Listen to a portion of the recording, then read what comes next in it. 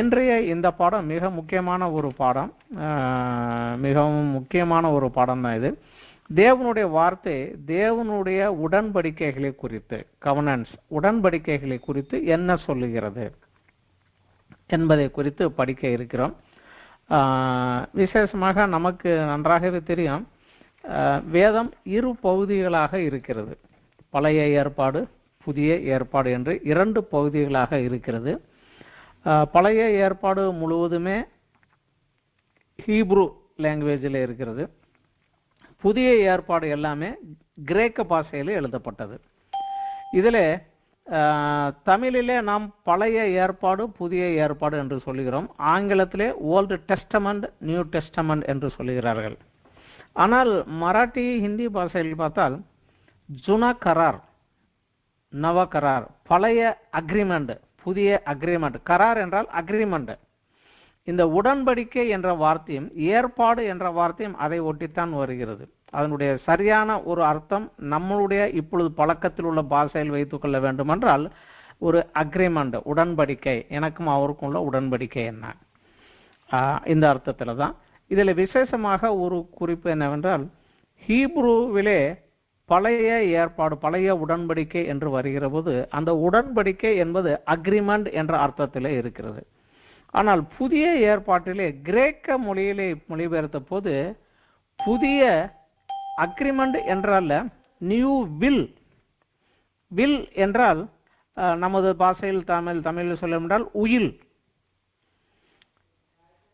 தான் சம்பாதித்த ஒன்றை எல்லாம் தனக்கு வாரிசாக நியமித்து விட்டு ஒருவர் மரித்த பின்பு அந்த சொத்துக்கள் இவருக்கு வருவது, இதைத்தான் உயில் என்று நாம் அழைக்கப்படுகிறோம்.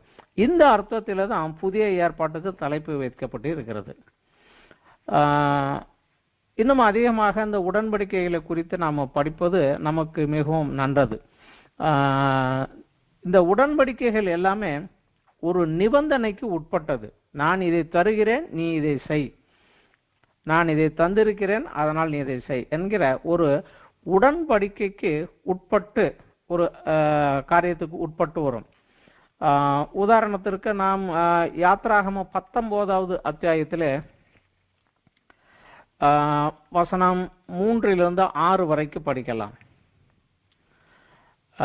மோசே தேவனிடத்திற்கு ஏறி போனான். கர்த்தர் மலையிலிருந்து அவனை கூப்பிட்டு, நீ யாக்கோபு வம்சத்தாருக்கு சொல்லவும் இஸ்ரவேல் புத்திரருக்கும் அறிவிக்க வேண்டியது என்னவென்றால், நான் எகிப்தியருக்கு செய்ததையும் நான் உங்களை கழுகுகளுடைய செட்டைகளின் மேல் சுமந்து உங்களை என்னண்டைக்கு சேர்த்து கொண்டதையும் நீங்கள் கண்டிருக்கிறீர்களே.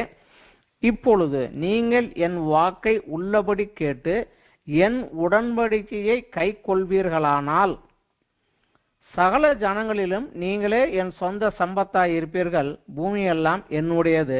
நீங்கள் எனக்கு ஆசாரிய ராஜ்யமும் பரிசுத்த ஜாதியுமாய் இருப்பீர்கள் என்று நீ இஸ்ரவேல் புத்திரரோடு சொல்ல வேண்டும் என்று சொல்கிறார். ஸோ நான் என்னுடைய இந்த கட்டளைக்கு கீழ்ப்படிந்தால் உங்களுக்கு இந்த காரியம் கிடைக்கும் என்று ஒரு நிபந்தனைக்கு உட்பட்டுத்தான் வருகிறது. கிருபையின் அடிப்படையிலும் தேவன் உடன்படிக்கை செய்வது உண்டு. கிருபையின் அடிப்படையில் என்றால் நீ இதை செஞ்சே ஆகணும், அப்பதான் நான் தருவேன் என்று அல்ல. அது அவர் ஒரு பிரியத்தினாலே மனமோந்து வந்து கிருபையாக இறங்கி செய்யக்கூடியது, கிருபையின் அடிப்படையில் செய்யக்கூடிய ஒரு உடன்படிக்கை. ஆனால் அந்த கிருபையின் அடிப்படையில் வந்த உடன்படிக்கையை விசுவாசித்து அந்த உடன்படிக்கைக்கு ஏற்றபடி நடந்து கொள்ளுகிற போதுதான் அதில் சொல்லப்பட்ட ஆசீர்வாதங்கள் பூரணமாக வந்து சேரும். இல்லை என்றால் வந்து சேராது. அதுவும் அதில் ஒரு காரியங்கள் உண்டு. வேதத்திலே அநேக உடன்படிக்கைகள் உண்டு. ஆதியாகமத்திலிருந்து வெளிப்படுத்தல் வரைக்கும் அநேக உடன்படிக்கைகள் உண்டு. இரு மனிதர்களுக்கிடையே செய்த உடன்படிக்கைகளும் உண்டு. உதாரணத்திற்காக தாவீதும் யோனத்தானும் நாம் எடுத்துக்கொள்ளலாம். அது தனிப்பட்ட உடன்படிக்கைகள் உண்டு. இரு தேசங்களுக்கிடையே, இரண்டு தேசங்கள் தங்களுக்கிடையே செய்து கொண்ட உடன்படிக்கைகளும் உண்டு. ஆனால் நாம் முக்கியமாக தேவன் மனிதர்களிடத்திலே செய்த உடன்படிக்கைகளை குறித்து, வேதத்திலே தேவன் மனிதர்களோடு செய்த உடன்படிக்கைகளிலே 8 உடன்படிக்கைகள் உண்டு. இவைகளை பற்றி நாம் படிக்கலாம். இது தேவனை இன்னமும் அறியவும் விசுவாசத்திலே நாம் வளரவும் உதவும். இந்த உடன்படிக்கைகளில் தேவனுடைய ஆசீர்வாதமும் அதை அனுபவிக்க அந்த உடன்படிக்கைக்கு உட்பட்ட மனிதனுடைய பொறுப்பையும் உள்ளடக்கியது. ஒரு உதாரணத்துக்கு சொல்ல வேண்டுமென்றால்,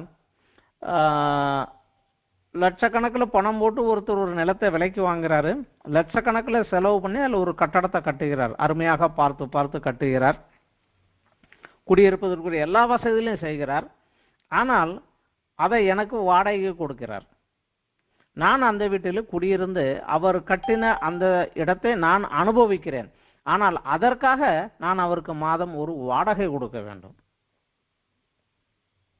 அதை அனுபவிப்பதற்கு உரிமை என கொடுத்துவிட்டு அதற்காக ஒரு வாடகை நான் அவருக்கு கொடுக்க வேண்டும். அந்த வாடகை கொடுப்பதனுடைய அர்த்தம் என்னவென்றால், இதை நான் அனுபவிக்கிறேன், ஆனால் இதற்கு உரியவர் நீர்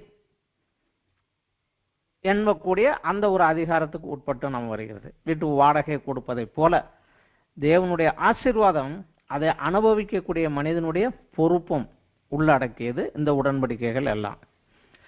அடுத்தபடியாக ஒரு முக்கிய காரியம், இந்த உடன்படிக்கைகள் எல்லாமே ஒரு கால வரையறைக்கு உட்பட்டது. கால வரையறைக்கு உட்பட்டது. அதற்கு காரணம் என்னவென்றால், மனிதன் அந்த உடன்படிக்கையிலே தவறுகிற போது, உடன்படிக்கைக்கு ஏற்றபடி நடக்காமல் அவன் தவறி போகிற போது, திரும்பவும் தேவன் தன்னுடைய உடன்படிக்கையை மறுசீரமைத்து மனிதனிடத்திலே மீண்டும் ஒரு முறை பண்ண வேண்டிய ஒரு சூழ்நிலை ஏற்பட்டது. ஸோ அந்த இடைப்பட்ட காலத்தை, அந்த உடன்படிக்கை முதலாவது இருந்தது, தவறின பின்பு தனியாக பண்ண, அது அடுத்த காலகட்டமாக அந்த காலகட்டங்களாக பிரித்து வரும். எனவே உடன்படிக்கைகளையும் அதற்கு உட்பட்ட காலகட்டங்களையும் சேர்த்து நாம் படிப்பது இன்னும் வேதத்தை நமக்கு இன்னும் அதிகமாக புரிந்து கொள்வதற்கும், விசேஷமாக தேவனுடைய அன்பு, இரக்கம், அவருடைய நீடிய பொறுமை, இவைகளை அறிய நமக்கு மிகவும் உதவியாக இருக்கும். இந்த கால வரையறைகளை பற்றியும் வேதம் நமக்கு பல இடங்களிலே வெளிப்படுத்துகிறது. உதாரணத்துக்கு எபிரேயர் 1வது அத்தியாயம் 1வது வசனம், நம்ம எல்லாருக்கும் தெரிந்த ஒரு வசனம் தான். எபிரேயர் 1:1, பூர்வ காலங்களிலே பங்கு பங்காகவும் வகை வகையாகவும் தீர்க்கதரிசிகள் மூலமாக திருவுளம் பற்றின தேவன் இந்த கடைசி நாட்களில் குமாரன் மூலமாய் நமக்கு திருவுளம் பற்றினார். அதாவது பூர்வ காலத்துல கொஞ்சம் கொஞ்சமா, அங்கங்க கொஞ்சம் கொஞ்சமாக தீர்க்கதரிசிகள் மூலமாக பேசின தேவன் இந்த கடைசி நாட்களிலே, அது முன்னாடி ஒரு காலம் உண்டு, பின்னாடி ஒரு காலம் உண்டு, இந்த ஒரு காலகட்ட பிரிவு உண்டு என்பதை நாம் இதிலே தெரிந்து கொள்ளலாம். இன்னும் விசேஷமாக படிக்கல வேண்டால், எபேசியர் அத்தியாயத்திலே 1வது அத்தியாயத்திலே 9வது வசனம் 10வது வசனங்கள் நமக்கு சில காரியங்களை விளக்கி காண்பிக்கும். எபேசியர் 1வது அத்தியாயம் 9-10 வசனங்கள், காலங்கள் நிறைவேறும் போது விளங்கும் நியமத்தின்படி பரலோகத்தில் இருக்கிறவன் பூலோகத்தில் இருக்கிறவமாகிய சகலமும் கிறிஸ்துவுக்குள் கூட்டப்பட வேண்டும் என்று தமக்குள்ளே தீர்மானித்திருந்த தம்முடைய தயவுள்ள சித்தத்தின் ரகசியத்தை எங்களுக்கு அறிவித்தார் என்று பவுல் இப்படியாக சபைக்காக எழுதுகிறார். ஸோ காலங்கள் நிறைவேறும் போது விளங்கும் நியமத்தின்படி, ஸோ அந்த காலம் முடிஞ்சிருச்சா, அடுத்த காலம் வந்துருச்சு, இந்த காலத்துக்குரிய நியமம் என்ன என்பதை குறித்து அவர் அங்கே சொல்லுகிறார். அதே போலவே கலாத்தியர் நிருபத்திலும் அத்தியாயம் 4 வசனம் 4வது 5வது வசனம், கலாத்தியர் 4:4-5, நாம் புத்திர சுவிகாரத்தை அடையும்படி நியாயப்பிரமாணத்திற்கு கீழ்ப்பட்டவர்களே மீட்டுக் கொள்ளத்தக்கதாக காலம் நிறைவேறின போது சிறியனிடத்தில் பிறந்தவரும் நியாயப்பிரமாணத்திற்கு கீழானவருமாகிய தம்முடைய குமாரனை தேவன் அனுப்பினார். ஒரு கால பிரிவும் இதற்குள்ளாக இருக்கிறது. இந்த கால பிரிவும் உடன்படிக்கைகளும் கிட்டத்தட்ட இணைந்தே வரும். ஸோ இந்த கால பிரிவுகளையும் அந்த உடன்படிக்கைகளையும் நாம் சேர்த்து படிப்பது மிகவும் நமக்கு நல்லது. இது அநேக குழப்பங்களை விட்டு, வேத குழப்பங்களை விட்டு நம்மளை தெளிவுள்ளதாக்கும். விசேஷமாக இதில் கற்றுக்கொள்ள வேண்டிய ஒரு காரியம் என்னவென்றால், இந்த கால பிரிவுகளை குறித்து பிசாசானவன் நன்றாக அறிந்திருந்தான். பிசாசுக்கு நன்றாக தெரிந்திருந்தது. இந்த காலம் இப்படித்தான் இருக்கும், அந்த காலம் அப்படித்தான் இருக்கும் என்று தெரிந்திருந்தது. நமக்குத்தான் அது சரியாக தெரியவில்லை. அதை நாம் தெரிந்து கொள்ள வேண்டியது நம்மளுடைய மிக முக்கியமான ஒரு காரியமும் கூட ஆகும். உதாரணத்துக்கு மத்தேயு 8வது அத்தியாயத்திலே 28, 29 2 வசனங்கள் வாசிக்கலாம். மத்தேயு 8வது அத்தியாயம் 28, 29. அவர், அதை இயேசு கிறிஸ்து, அக்கரையிலே கெர்கசேனர் நாட்டிற்கு வந்தபோது பிசாசு பிடித்திருந்த 2 பேர் பிரேத கல்லறையிலிருந்து புறப்பட்டு அவருக்கு எதிராக வந்தார்கள். அவர்கள் மிகவும் கொடியவராய் இருந்தபடியால் அந்த வழியாக ஒருவனும் நடக்கக்கூடாதா இருந்தது. அவர்கள் அவரை நோக்கி, இயேசுவை நோக்கி, இயேசுவே, தேவனுடைய குமாரனே, எங்களுக்கும் உமக்கும் என்ன? காலம் வரும் முன்னே எங்களை வேதனைப்படுத்த இங்கே வந்தீரோ என்று கூப்பிட்டார்கள். இன்னும் அந்த காலம் வரலையே, எங்களை நரகத்துக்கு அனுப்பக்கூடிய அந்த காலம் இன்னும் வரலையே, அதுக்குள்ள நீர் ஏன் நீங்க வந்து எங்களை வேதனைப்படுத்த வந்தீர் என்று அந்த கால பிரிவுகளை குறித்து அவர்களுக்கு தெரிந்திருந்தது. ஆனால் தேவனோடு பிள்ளையாகிய நாம் இதை சரியாக அறிந்து கொள்ள வேண்டும். இதை அறிந்து கொண்டால் வேதத்தில் பல குழப்பங்களை விட்டு விலக்கி நமக்கு ஒரு தெளிவை கொடுக்கும்.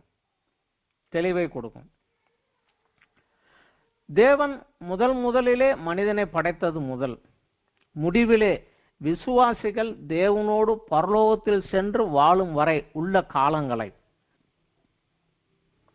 முதல் மனிதனை படைத்ததிலிருந்து கடைசியாக எல்லாரும் விசுவாசித்தவர்கள் எல்லாரும் தேவனோடு பரலோகத்தில் சென்று அவரோடு சென்று வாழக்கூடிய அந்த காலம் வரை உள்ள இந்த கால பிரிவுகளை 8ஆக வேதத்தின் அடிப்படையில் பிரித்து படிப்பது நமக்கு கொஞ்சம் புரிந்து கொள்வதற்கு இலகுவாக இருக்கும்.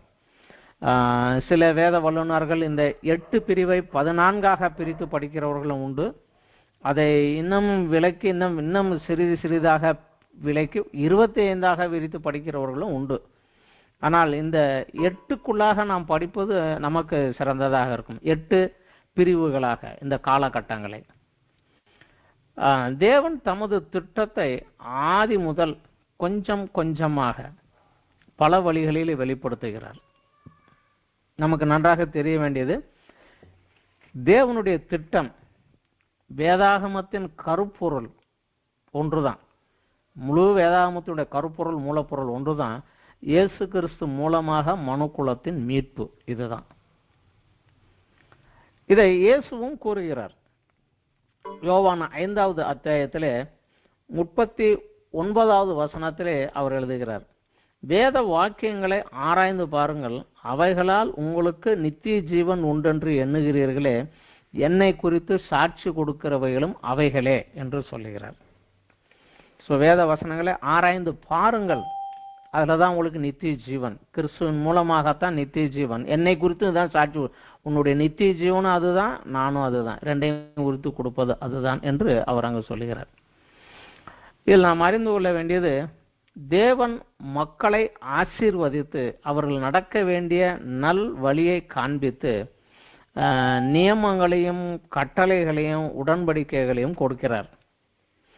ஆனால் அவர்கள் அதற்கு கீழ்ப்படியாமல் தோல்வியுற்ற போது அவர்களை சிட்சித்து உண்மையாக மனம் திரும்பி வருகிறவர்களுக்கு மீட்பின் வழியை காண்பித்து அவருடைய தற்போதைய நிலைமைக்கேற்ப அவர்களுக்கு நல் வழி காட்டி புதிய நியமத்தையும் புதிய கட்டளையும் கொடுக்கிறார். இந்த இடைப்பட்ட காலத்தை நாம் யுகம் என்றும் அழைக்கிறோம். காலப்பிரிவு, இந்த காலகட்டத்தை தமிழிலே, தூய தமிழிலே யுகம் என்றும் அழைக்கலாம். ஒவ்வொரு காலகட்டத்திலும் யுகத்திலும் உள்ள மக்களுக்கு வித்தியாசமான விதிகள் நியமங்களை தேவன் கொடுக்கிறார். அதனாலே தேவன் மாறிவிட்டார் என்று அர்த்தமல்ல. அவர் நேற்றும் இன்றும் என்றும் மாறாதவர். ஆனால் அந்த காலகட்டத்தில் உள்ள யுகத்தில் உள்ள மக்களின் தகுதிக்கு ஏற்ப, புரிந்து கொண்டு செயல்படும் சக்திக்கு ஏற்ப தேவன் தம்முடைய சித்தத்தை அவர்களுக்கு உடன்படிக்கையாக வெளிப்படுத்துகிறார். உதாரணத்துக்கு சில காரியங்களை நாம் பார்க்கலாம். ஆதியாகமம் 9வது அத்தியாயத்திலே 1, 2, 3 ஆதியாகமம் 9 1, 2, 3 வசனங்கள் பார்க்கலாம். பின்பு தேவன் நோவாவையும் அவன் குமாரரையும் ஆசீர்வதித்து, நீங்கள் பலுகி பெருகி பூமியை நிரப்புங்கள், உங்களை பற்றிய பயமும் அச்சமும் பூமியில் உள்ள சகல மிருகங்களுக்கும் ஆகாயத்தில் உள்ள சகல பறவைகளுக்கும் உண்டாயிருக்கும். பூமியிலே நடமாடுகிற யாவும் சமுத்திரத்தின் மச்சங்கள் யாவும் உங்களுக்கு கையளிக்கப்பட்டன. நடமாடுகிற சீவ ஜந்துகள் யாவும் உங்களுக்கு ஆகாரமாய் இருப்பதாக. பூமியிலே நடமாடுகிற யாவும் சமுத்திரத்தின் மச்சங்கள் யாவும் உங்களுக்கு நடமாடுகிற ஜீவ ஜந்துகள் யாவும் உங்களுக்கு ஆகாரமாய் இருப்பதாக என்று அங்கே ஒரு அனுமதி கொடுக்கிறார். ஆனால் அதே லேவியராகமம் 11வது அத்தியாயம் வருகிற போது நியாயப்பிரமாணத்திற்கு கீழாக அவர்களை அடுத்த காலகட்டத்திற்குள்ளாக அவர்கள் வருகிற போது நியாயப்பிரமாணத்தில் லேவியராகமம் 11வது அத்தியாயத்தில் ஒரு அத்தியாயம் முழுவதுமே இதை குறித்து தான் சொல்லுகிறது. நீங்கள் புசிக்கத்தக்க மிருகம் எது, புசிக்க கூடாத மிருகம் எது, தீட்டுள்ளது எது, தீட்டுள்ளாதது எது என்று தனியாக பிரிக்கிறார்.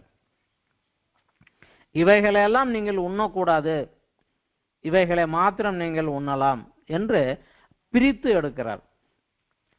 தேவன் மாறிவிட்டார் என்று அல்ல, அந்த காலத்தில் இருந்த மனிதன் அவனுடைய சூழ்நிலைகளுக்கோ இந்த காலகட்டத்தில் உள்ள மனிதன் இவனுடைய சூழ்நிலைகளுக்கும் உள்ள வேறுபாடுகளுக்கு ஏற்றவாறு இதை மாற்றி கொடுக்கிறார். இன்னுமாக ஒரு காரியத்தை கூட நாம் படிக்கலாம். நம்ம எல்லாருக்கும் தெரிந்த ஒரு வசனம் தான். யாத்திராகமத்திலே 10 கற்பனைகள் அங்கே உண்டு. 20வது அத்தியாயத்திலே, யாத்திராகமம் 20வது அத்தியாயத்தில் 10 கற்பனைகள் உண்டு. அதிலே ஒன்று அத்தியாயம் 20 5வது வசனம். நீ அவைகளை நமஸ்கரிக்கவும் சேவிக்கவும் வேண்டாம்.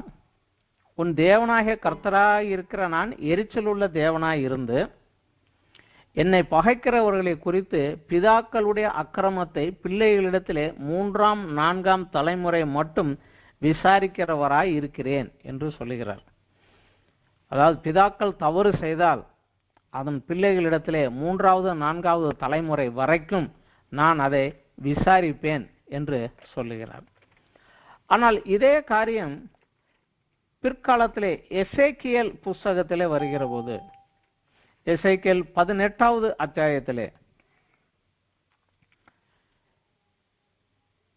1, 2, 3 வசனங்கள் படிக்கலாம். எசேக்கியேல் 18 1, 2, 3 எசேக்கியேல் தீர்க்கதரிசியின் மூலமாக தேவன் சொல்லுகிறார்.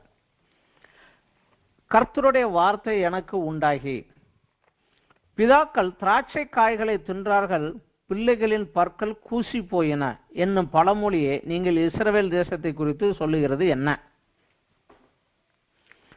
இனி இஸ்ரவேலில் இந்த பழமொழி சொல்வது இல்லை என்பதை என் ஜீவனை கொண்டு சொல்கிறேன் என்று கர்த்தராகிய ஆண்டவர் உரைக்கிறார்.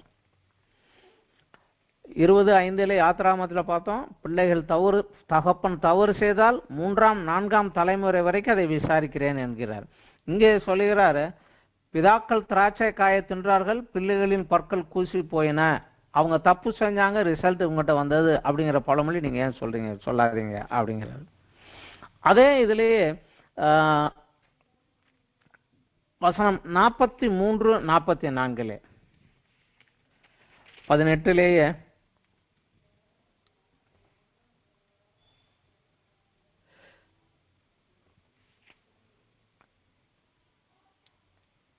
19, 20 வசனம். சாரி, எசேக்கியேல் 18 19, 20. அதப்படி குமாரன் தகப்பனுடைய அக்கிரமத்தை சுமக்கிறது இல்லையா என்று நீங்கள் கேட்டால், குமாரன் நியாயத்தையும் நீதியும் செய்து என் கட்டளையில் கை கொண்டால் அவைகளின்படி செய்ததினால் அவன் பிழைக்கவே பிழைப்பான். பாவம் செய்கிற ஆத்மாவே சாகும். குமாரன் தகப்பனுடைய அக்கிரமத்தை சுமப்பதும் இல்லை, தகப்பன் குமாரனுடைய அக்கிரமத்தை சுமப்பதும் இல்லை. நீதிமானுடைய நீதி அவன் மேல் தான் இருக்கும், துன்மார்க்கனுடைய துன்மார்க்கமும் அவன் மேல் தான் இருக்கும். யாத்ராகம் நியாயப்பிரமாணத்தினுடைய ஆரம்பம். ஆனால் எசேக்கியேல் தீர்க்கதரிசி அந்த நியாயப்பிரமாணத்தின்படி அவர்கள் நடக்காததினாலே அதற்குரிய தண்டனைகளை கொடுத்து புதிய உடன்படிக்கைக்குள்ளதாக புதிய காரியத்திற்குள்ளாக தேவன் நடத்த போகிறான். அந்த வரப்போகிற புதிய உடன்படிக்கைக்குள் எப்படி இருக்கும் என்பதை இவர் மூலமாக சொல்லுகிறார். அவன் செய்த பாவத்தின்படி தான் இருக்கும். அதனால முற்பிதாக்களுடைய சாபம் நாங்கள் முன்னால் செய்த தலைமுறையினுடைய சாபம் இதெல்லாம் புதிய ஏற்பாட்டின் கீழே புதிய உடன்படிக்கை கீழாக வராது. நீ என்னை ஏற்றுக்கொண்டால் அதெல்லாம் வராது என்பதுதான் இதற்குரிய காரியங்களாக பிற்காலத்தில் அந்த புதிய உடன்படிக்கை குறித்து அதனுடைய சரத்துக்கள் அதனுடைய ஆசீர்வாதங்களை குடிக்கிற போது நாம் இன்னும் நன்றாக விளங்கி படிக்கலாம். இன்னும் அதிகமாக நாம் விளங்கி படிக்கலாம் என்றால் இயேசு கிறிஸ்து இதை குறித்து பல இடங்களிலே விளக்கமாக பேசுகிறார். இயேசு கிறிஸ்துடைய காரியத்திலெல்லாம் அந்த 2 காலகட்டங்களையும் பிரித்து பிரித்தே பேசிக்கொண்டே வருவார். என்றால் 2 காலகட்டத்திற்கு நடுவாக அவர் நிற்கிறார்.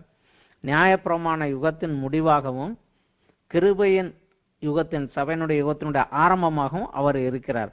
பழைய அந்த உடன்படிக்கை நியாயப்பிரமாண உடன்படிக்கை முறிந்து கிருபையின் உடன்படிக்கை ஆரம்பிக்கிறவராக அவர் வந்து நிற்கிறதுனால அவர் சொல்லுகிற பல காரியங்கள் 2ஐயும் பிரித்து பிரித்து தான் வரும். உதாரணத்துக்கு மத்தேயு 5வது அத்தியாயத்திலே ஒரு மலை பிரசங்கத்திலே அவர் சொல்லுகிறார் 21, 22 வசனங்கள். கொலை செய்யாதிருப்பாயாக என்பதும் கொலை செய்கிறவன் நியாயத்தீர்ப்புக்கு ஏதுவாய் இருப்பான் என்பதும் பூர்வத்தாருக்கு உரைக்கப்பட்டது என்று கேள்விப்பட்டிருக்கிறீர்கள். ஒருவன் கொலை செய்தான் என்றால் அவனை கொண்டு போய் கொலை செய், கண்ணுக்கு கண் பல்லுக்கு பண். இதுதான் நியாயப்பிரமாணத்தினுடைய சட்டம். ஆனா இங்கே சொல்லுகிறாரு, நான் உங்களுக்கு சொல்லுகிறேன், தன் சகோதரனை நியாயமில்லாமல் கோபித்து கொள்கிறவன் நியாயத்தீர்ப்புக்கு ஏதுவாய் இருப்பான். தன் சகோதரனை வீணன் என்று சொல்லுகிறவன் ஆலோசனை சங்க தீர்ப்புக்கு ஏதுவாய் இருப்பான். மூடனே என்று சொல்லுகிறவன் எரி நரகத்துக்கு ஏதுவாய் இருப்பான். இவர் அந்த காரியத்தை இல்லை, அவனை கொலை செய்தால்தான் சொல்றாங்கப்பா, ஆனா நான் அவனை திட்டுனேனாலே நீ நியாய தீர்ப்புக்கு வரணும்னு நான் சொல்றேன் அப்படிங்கிறார். அடுத்ததாக ஒரு வசனம் 27, 28 விபச்சாரம் செய்யாதிருப்பாயாக என்று பூர்வத்தாருக்கு உரைக்கப்பட்டது என்று கேள்விப்பட்டிருக்கிறீர்கள். நான் உங்களுக்கு சொல்லுகிறேன், ஒரு ஸ்திரியை இச்சையோடு பார்க்கிற எவனும் தன் இருதயத்திலே அவளோடு விபச்சாரம் செய்தாயிற்று. அந்த பழைய ஏற்பாட்டு நியாயப்பிரமாணத்தின் சட்டத்துக்கும் புதிய பிரமாணத்தை குறித்தும் விளக்கி சொல்கிறார். இன்னுமாக கொஞ்சம் விளங்கிக் கொள்ள வேண்டும் என்றால் யோவான் சுவிசேஷத்துல 4வது அத்தியாயத்தில் சமாரிய பெண்ணிடத்தில் அவர் பேசுகிறது. அந்த பெண் ஒரு கேள்வி கேட்கிறார், நாங்கள் இந்த மலையிலே தேவனை தொழுது கொண்டு வந்தோம், நீங்களோ எருசலேமில் உள்ள தேவாலயத்தில் தான் தொழுது கொள்ள வேண்டும் என்று சொல்கிறீர்களே. அப்பொழுது இயேசு சொல்லுகிறார், இங்கும் அங்கும் அல்ல, எங்கும் பிதாவை தொழுது கொள்கிற காலம் வருகிறது. அதற்கு 4வது அத்தியாயம் யோவான் 4 வசனம் 21. அதற்கு இயேசு, ஸ்திரியே, நான் சொல்லுவதை நம்பு, நீங்கள் இந்த மலையிலும் எருசலேமிலும் மாத்திரமல்ல எங்கும் பிதாவை தொழுது கொள்கிற காலம் வருகிறது. 23வது வசனம், உண்மையாய் தொழுது கொள்கிறவர்கள் பிதாவை ஆவியோடும் உண்மையோடும் தொழுது கொள்ளும் காலம் வரும், அது இப்பொழுதே வந்திருக்கிறது. தம்மை தொழுது கொள்கிறவர்கள் இப்படிப்பட்டவர்களாக இருக்க வேண்டும் என்று தேவன் நம்புகிறார். இந்த காலம் வரும், ஆனா வந்துருச்சு அப்படிங்கிறார். 2க்கு நடுவிலாக அவர் நிற்பதனால 2ஐயும் இணைத்து வைத்து அவர் சொல்லுகிறார். இன்னும் விளக்கமாக நாம் படிக்க வேண்டும் என்றால் மத்தேயு 10வது அத்தியாயத்திலே இயேசு கிறிஸ்து தம்முடைய சீசர்களே 12 பேரை செலக்ட் பண்ணுகிறாரு. 10வது அத்தியாயத்திலே 1வது வசனத்திலிருந்து படித்தால் மத்தேயு 10:1 அவர் தம்முடைய 12 சீசர்களை தம்மிடத்தில் வரவழைத்து அசுத்தாவியில துரத்தவும் சகல வியாதிகளும் சகல நோய்களை நீக்கவும் அவர்களுக்கு அதிகாரம் கொடுத்தார். அந்த 12 அப்போஸ்தலருடைய நாமங்கள் அப்படியே வருகிறது. 5வது வசனத்தில் அவர் சொல்லுகிறார், அந்த 12 இயேசு அனுப்புகையிலே அவர்களுக்கு கட்டளையிட்டு சொன்னது என்னவென்றால், நீங்கள் புறஜாதியார் நாடுகளுக்கு போகாமலும் சமாரியர் பட்டணங்களிலே பிரவேசியாமலும் காணாமற் போன ஆடுகளாக இஸ்ரவேல் வீட்டாரிடத்திற்கே போங்கள். போகையில் பரலோகம் சமீபத்திருக்கிறது என்று பிரசங்கியுங்கள், வியாதி உள்ளவர்களை சொஸ்தமாக்குங்கள், குஷ்டரோகிகளை சுத்தம் பண்ணுங்கள், மரித்தோரை எழுப்புங்கள், பிசாசுகளை துரத்துங்கள், இலவசமாய் பெற்றீர்கள் இலவசமாய் கொடுங்கள். அவர்கள் கொடுத்த கட்டளையை புறஜாதியார் நாட்டிற்கும் புறஜாதியார் வீட்டிற்கும் சமாரியருடைய வீட்டிற்கும் பட்டணங்களுக்கும் போகாதீங்க, இஸ்ரவேலர் வீட்டுக்கு மாத்திரம் போங்கள் என்று அவர் கட்டளை கொடுக்கிறார். ஆனால் அதே இயேசு கிறிஸ்து மரித்து உயிர்த்து எழுந்த பின்பு அதே சீசர்களிடத்திலே 12 பேரிலே ஒருவன் மரித்து போனான், 11 பேர் இருக்கிறார்கள். அந்த 11 பேரையும் அழைத்து அவர் என்ன சொல்லுகிறார், மத்தேயு 28வது அத்தியாயத்திலே 16வது வசனத்திலிருந்து படிக்கலாம். 11 சீசர்களும் கலிலேயாவில் இயேசு தங்கள் குறித்த மலைக்கு போனார்கள். அங்கே அவர்கள் அவரை கண்டு பணிந்து கொண்டார்கள். சிலரோ சந்தேகப்பட்டார்கள். அப்போது இயேசு சமீபத்தில் வந்து அவர்கள் நோக்கி, வானத்திலும் பூமியிலும் சகல அதிகாரம் எனக்கு கொடுக்கப்பட்டிருக்கிறது. ஆகையால் நீங்கள் புறப்பட்டு போய் சகல ஜாதிகளையும் சீசராக்கி பிதா குமாரன் பரிசுத்தாவியின் நாமத்தினாலே அவர்களுக்கு ஞானஸ்நானம் கொடுத்து நான் உங்களுக்கு கட்டளையிட்ட யாவையும் அவர்கள் கை கொள்ளும்படி அவர்களுக்கு உபதேசம் பண்ணுங்கள். இதோ உலகத்தின் முடிவு பரியந்தம் சகல நாட்கள் உங்களோட இருக்கின்றார். புறஜாதியார் வீட்டுக்கு போகாதீங்கன்னு சொன்னவர் தாங்க. ஆனா அந்த காலகட்டம் முடிஞ்சு போச்சு. இப்ப அடுத்த காலகட்டம் ஆரம்பமாயிருச்சு. இந்த காலகட்டத்தில் சகல ஜாதியாரையும் சீசராக்குங்கள் என்று கட்டளை கொடுக்கிறார். ஸோ இந்த வித்தியாசங்களே நாம் புரிந்து படிப்பது வந்து நமக்கு கொஞ்சம் அவசியம். இந்த ஒவ்வொரு காலகட்டத்தையும் அதனுடைய அளவு எதிலிருந்து எது வரைக்கும் என்பதையும் அந்த காலகட்டத்திலுடைய மக்களுடைய சாதகமான தன்மை, அதாவது அவங்களுக்கு இருந்த பிளஸ் பாயிண்ட் என்ன, சாதகமான தன்மை என்ன என்பதையும் அவர்கள் கீழ்ப்படிய வேண்டிய நியமம், கட்டளை, அதாவது உடன்படிக்கை, தேவன் அவளோடு பண்ணின உடன்படிக்கை என்ன என்பதையும் அதை அவர்கள் தனக்கு கீழ்ப்படிந்து நடக்கிறார்களா என்பதை அறிவதற்காக தேவன் வைத்த ஒரு பரீட்சையாக கூட வைத்துக் கொள்ளலாம். ஆனால் அந்த பரீட்சையினுடைய ரிசல்ட் என்ன, அந்த உடன்படிக்கையின்படி நடந்தார்களா, ரிசல்ட் என்ன என்றால் மேஜர் தோல்விதான். ஆனா அந்த தோல்வியினுடைய காரணம் என்ன, தோற்று போக காரணம் என்ன? ஆனால் தோற்ற உடனே தேவன் அப்படியே அவர்களை கையை கழுவி விடவில்லை. அதிலிருந்து மீள தேவன் ஒரு மீட்பின் திட்டத்தை அவர்களுக்கு கொடுத்து அடுத்த காலகட்டத்துக்குள்ளாக வழி நடத்தி வருகிறார். அந்த மீட்பின் திட்டம் என்ன? இவைகளை ஆராய்ந்து படித்து இந்த யுகத்திலே, நாம் இருக்கக்கூடிய இந்த கிருபையின் யுகத்திலே நமது மீட்பை பெறுவதற்கு நமக்கு தேவன் கொடுத்தது என்ன, தேவனுடைய உடன்படிக்கை என்ன, அவர் நம்மிடத்தில் எதிர்பார்ப்பது என்ன என்பதை அறிந்து அதற்கு கீழ்ப்படிந்து நடப்பதே இந்த பாடத்தினுடைய நோக்கம். இந்த பாடத்திலே நாம 8 உடன்படிக்கைகளையும் 8 யுகங்களையும் குறித்து நாம் படிக்க இருக்கிறோம். தேவன் மனிதனோடு பண்ணின 8 உடன்படிக்கைகளையும் 8 கால பிரிவுகளையும் குறித்து நாம் படிக்க இருக்கிறோம். இவைகளை ஒரே வாரத்துக்குள் படிக்கலாம் என்பது வந்து முடியாத ஒரு காரியம். இதில் ஆதியாகமம் 1 ஆரம்பித்து வெளிப்படுத்தல் 22 வரைக்கும் நாம் அப்படியே முதலிலிருந்து வர வேண்டும். இது முடியாத காரியம். இது அநேகமாக நாங்கள் வந்து இந்த காலப்பிரிவுகளை குறித்து மாத்திரம் 8 காலப்பிரிவுகளை மாத்திரம் குறைந்தது 8 to 9 மணி நேரங்கள் ஒரே நாளிலே ஸ்டடியாக எடுப்பதும், அடுத்த நாளிலே இந்த உடன்படிக்கைகளை குறித்து அதை தெரிந்து கொண்டதனாலே இந்த உடன்படிக்கைகளை குறித்து விளக்குவதற்கு ஒரு 7 மணி நேரங்கள் 6 மணி நேரங்கள் செலவு பண்ணுவது வழக்கம். ஆனால் இது 1 மணி நேரத்துக்குள்ள இது எல்லாத்தையும் படிக்க முடியாது. வாரமாக படிக்கலாம். ஆனால் இது தொடர்ந்து ஏச்சையாக படிப்பது நன்றதாக இருக்கும். நடுவில் ஒரு பெரிய கேப் விட்டுட்டு படிக்காமல் தொடர்ந்து படிக்கலாம். அதனால அடுத்து இந்த பாடம் வருகிற போது இந்த காரியத்தை குறித்து படிக்கலாம். விசேஷமாக இதனுடைய உடன்படிக்கை என்ன, அதனுடைய வேதத்தில் அது இருக்கக்கூடிய காலகட்டம் என்ன, அந்த காலத்திற்குரிய பெயர் என்ன என்பதை குறித்து நான் இப்பொழுது சொல்லுகிறேன். நான் அதை மாத்திரம் படித்துக் கொள்ளலாம்.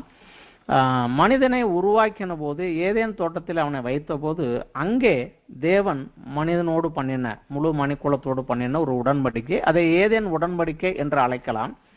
அந்த ஏதேன் தோட்டத்தில் அவள் இருந்த கால பிரிவை களங்கமில்லாத ஒரு யுகம், அதாவது ஏஜ் ஆஃப் இன்னசென்ட், பாவம் இல்லாத, களங்கம் இல்லாத, குறையில்லாத ஒரு யுகம். இதை களங்கம் இல்லாத யுகம், அறியாமையின் யுகம் என்பதும் தமிழில் சொல்லலாம். ஆனால் ஏஜ் ஆஃப் இன்னசென்ட் என்று சொல்லலாம். இது ஆதியாகமம் 2வது அத்தியாயம் 15வது வசனத்திலிருந்து 3வது அத்தியாயம் 21வது வசனம் வரைக்கும் இந்த காலம் அடங்கும்.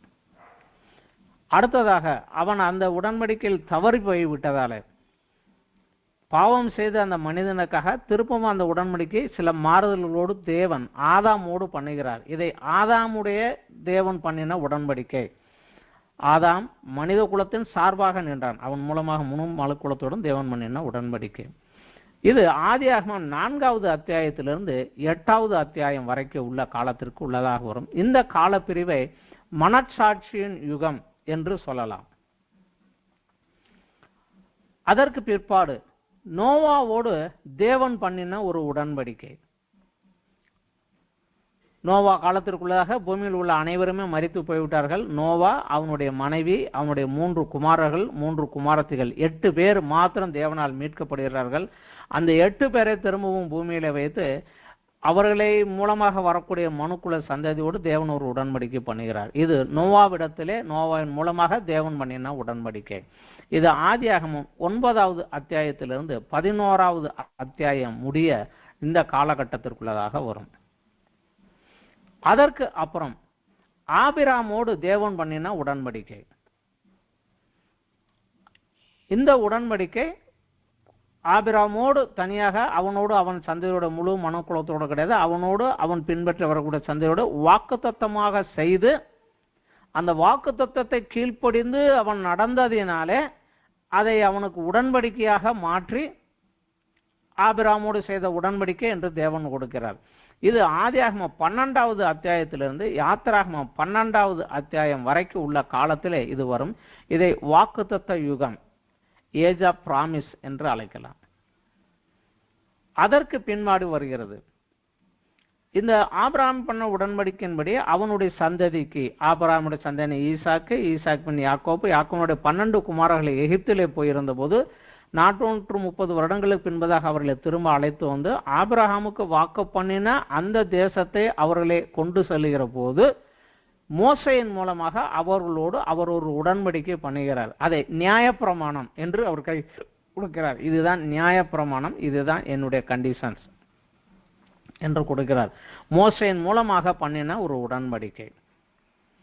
ஆனால் அந்த உடன்படிக்கை எகிப்திலிருந்து வெளிவந்த 3 மாதங்கள் கழித்து அவர்களோடு பண்ணுகிறார். ஆனால் அதை செய்து முடித்த 40 நாட்களுக்குள்ளதாகவே அவர்கள் அந்த உடன்படிக்கைக்கு விரோதமாக தவறி போய்விட்டதுனால அவர்களை விட்டுட்டு அந்த சந்ததியை 40 வருடம் வனாந்தரத்திலே வைத்திருந்து அவர்கள் மரித்த பின்பு அவர்களுடைய பிள்ளைகளை கொண்டு வந்து அந்த பிள்ளைகளிடத்திலே புதியதாக மீண்டும் ஒருமுறை அந்த பழைய உடன்படிக்கையோடு சில பகுதிகளை சேர்த்து யோர்தான் நதிக்கு முன்னாலே, யோர்தான் நதிக்கு அந்த பக்கம் வாக்குத்தத்த பிரதேசம், யோர்தான் நதிக்கு இந்த பக்கம் நிற்கிற போதே அவர்களோடு பண்ணுகிறார். இந்த பாலஸ்தீன பிரதேசத்தில் வைத்து ஒரு பண்ணினால அது பாலஸ்தீன உடன்படிக்கை. மோசையோடு முதலில் செய்த உடன்படிக்கையோடு இன்னும் சில சரத்துக்களை கூட்டி இன்னும் சிலவற்றை மாற்றி அவர்களுக்கு கொடுக்கிறார். இது யாத்திராகமம் 19வது அத்தியாயத்திலிருந்து மத்தேயு 27வது அத்தியாயம் வரைக்கும் அந்த நியாயப்பிரமாண யுகம். இந்த நியாயப்பிரமாண யுகத்துக்குள்ளேயே நடுவிலேயே தாவீதோடு விசேஷமாக தேவன் ஒரு உடன்படிக்கை பண்ணுகிறார். இது 7வதாக வரக்கூடிய ஒரு உடன்படிக்கை. தாவீதோடு ஒரு உடன்படிக்கை வருகிறார். அதற்கு பின்னதாக புதிய உடன்படிக்கை என்ற நாம் இருக்கக்கூடிய காலகட்டம், கிருபையின் யுகம். கிறிஸ்துவின் மூலமாக கிறிஸ்துவை மத்தியஸ்தராக வைத்து தேவன் மனுக்குலத்தில் உள்ள எல்லாரோடும் அவர் செய்த ஒரு உடன்படிக்கை. இது புதிய உடன்படிக்கை. இந்த புதிய உடன்படிக்கை மத்தேயு 28வது அத்தியாயத்தில் ஆரம்பித்து வெளிப்படுத்தல் 19வது அத்தியாயம் வரைக்கும் உள்ள காலத்தை உள்ளே அடக்கும். இந்த கிருபையின் யுகம் முடிந்ததற்கு பின்பு இயேசு கிறிஸ்துவனுடைய 2ஆம் வருகை வரை இது இருக்கும். இயேசுவனுடைய உயிர்த்தெழுதலிலிருந்து இயேசுவின் 2ஆம் வருகை வரை உள்ள காலகட்டம் இந்த கிருபையின் யுகம். இந்த இயேசு கிறிஸ்துவின் 2ஆம் வருகையிலிருந்து 1000 வருட அரசாட்சி பூமியிலே நடக்கும். கிறிஸ்துவும் மரித்து உயிர்த்தெழுந்த முதலாம் உயிர்த்தெழுதலில் சென்ற பரிசுத்தவான்கள் அவரோடு சேர்ந்து 1000 வருடம் இந்த பூமியிலே அரசாட்சி செய்வார்கள். இது 1000 வருட அரசாட்சியின் யுகம் என்று அழைக்கப்படும். இது வெளிப்படுத்தல் 20வது அத்தியாயத்தில் இருக்கிறது. அது முடிந்ததற்கு பின்பு வெள்ளை சிங்காசன நியாய தீர்ப்பு வரும். அந்த நியாய தீர்ப்புக்கு பின்னதாக நித்தியமாக தேவனோடு முதலாம் உயிர்த்தெழுதலில் இருந்தவனும் ஜீவ புஸ்தகத்தில் பெயர் எழுதப்பட்டவர்களும் ஆகிய அவர்கள் கிறிஸ்துவோடும் பிதாவோடும் சேர்ந்து நித்திய காலமாக அவரோடு சென்று இருப்பது. இதை வெளிப்படுத்தல் 21, 22வது அத்தியாயம் இதற்குள்ளதாக வரும். இந்த காலகட்டங்களை விளங்கி படிப்பது கொஞ்சம் வரிசையாக ரெகுலராக படிக்க வேண்டும். ஆனால் நமக்கு இது சில நேரங்களிலே 1 மணி நேரத்துக்குள்ளாக ஒரு காலகட்டத்தையும் அதோடு சேர்ந்த ஒரு உடன்படிக்கையும் படிக்கலாம், அல்லது ஒரு காலகட்டத்தையோ அதிலிருந்த தவறுகளையோ படித்து அடுத்த காலத்திலே உடன்படிக்கைகளை குறித்தும் படிக்கலாம்.